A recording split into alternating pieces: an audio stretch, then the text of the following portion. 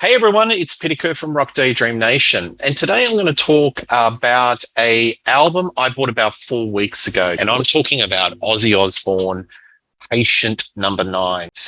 My experience with Ozzy Osbourne was very much into him in the '80s. I probably got off the wagon train with No More Tears, which I truly believe was for a long period of time his last great album. But I can tell you one thing. I've been playing this album consistently for the last 4 weeks, and it is an absolute stone cold classic. And I'm of the view that this is Ozzy Osbourne's equivalent to David Bowie's Black Star. It is probably his final album. And there's been a bit of a mix of reviews. A lot of the music press that normally give Ozzy or metal a bad name, rating this quite favorably. But a lot of the social media have been a little bit mixed in regards to this album. But I think it's absolutely sensational. It's got fantastic songcraft. I think the arrangements are out of this world. And it's got many great musical performances. And look, there's probably auto-tune. We'll talk about that in a moment with Ozzy Osbourne, but whatever's been produced for this album, it sounds spick. So here's the album, Patient Number Nine. Now, the version of my album, it actually starts with Immortal, but in most of the CDs, or I've got also a CD version, it started off with Patient Number Nine. So slightly different song listing. I'll go through my favorite tracks. Starts off with Patient Number Nine. It has that sort of haunting type of Ozzy's vocals or spoken word and cackling. And, you know, a lot of Ozzy's themes are about dealing with madness. This song goes a lot further and deals with immortality. Is there a God? Religion? Just looking back at his life. And it's got a fantastic, cracking guitar solo with Jeff Beck, and a little bit of a signature change towards the end of the song, I think at the 6-minute stage, which reminds me of classic Black Sabbath, where they do those nicely subtle key changes or time signature changes. So it's a cracker of a song. And I have to say that this album's been produced by Andrew Watt. He was known to me through probably the band California Breed, where he was with Glenn Hughes and Jason Bonham. But he's done a lot of recently production work with Eddie Vedder. So he's a star on the rise. But the production on this album, I love it. The instrumentation, and it's definitely a headphones type of album. Another song I like is Immortal. Features Mike McCready from Pearl Jam. Got a crushing guitar riff.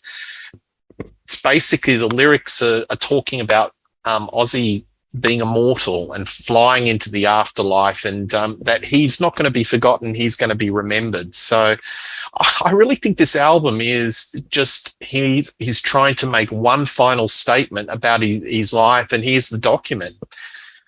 It is definitely got that Black Star David Bowie feel to it, that he's basically writing an album that summarizes his career and where he is, and the frailty of, you know, his life at this point in time. Anyway, great song. Parasite, that is an absolute banger. Zakk Wylde, best guitar work I've heard from him in a long time. And it's really bringing back the golden days of when Zakk was in that No More Tears band, and basically just playing crushingly good guitar. It's a deep stoner rock groove. It's got a nice little, it's sort of, I like how it sort of merges into a nice little pop hook chorus. Yes, folks, there is pop here. And that, I think that pisses a lot of the metal dudes and the people like the hard rock. But you've got to realize that Ozzy is doing a statement of all the music he loves, and he loves classic rock. So it picks up of that 70s, you know, Wings, ELO, and also the Beatles. But I love this Parasite song. It's an absolute banger. Then we go No Escape From Now. featuring Tony Iommi. It's deep, it's doomy, and it's dense, and it's got the killer riff that you would expect with Iommi. He never fails to impress. It's stoner rock, but the production makes it sound modern, because a lot of those stoner rock albums that you hear sound very dated. It sounds like it's in the 70s. It's an old Buffalo record or whatnot, but this sounds modern and contemporary, even though it sort of references stylistically the first three Sabbath albums. So No Escape From Now, I love that. One of Those Days brings in Eric Clapton. His guitar solo is very tasty. I like this song because he's questioning his faith. And again, this is a deep album. This is not a throwaway, sort of very shallow. The lyrics, whether Ozzy's writing it or, I mean, there's a co-write in every single one of these songs by Andrew Watt. But the lyrics here are really interesting, and it's just basically questioning his faith. And Eric Clapton pulls out a solo that sort of echoes the golden days of Cream and the early 70s. So kudos, a big tick. Then you have 1,000 Shades. This reminds me of the initial start as a Wings or a classic 70s song, and then it goes into something quite kind of an ELO feel to it. Very much that classic 70s rock, and that's what Andrew Watt does. He has that perfect blend of getting the right sound that encapsulates classic rock radio, but also that deep stoner rock and heavy rock, heavy metal of Ozzy Osbourne, of which his legend was born. Some other tracks I like, Nothing Feels Right. That's got real emotion. Again, another song. You look at the lyrics, he's just contemplating life and contemplating death. So this is a powerful document, folks. I'm telling you, it is. I mean, all the critical praise it has accrued is definitely well deserved. Degradation Rules. Oh, what a killer riff! It's just got the deepest groove.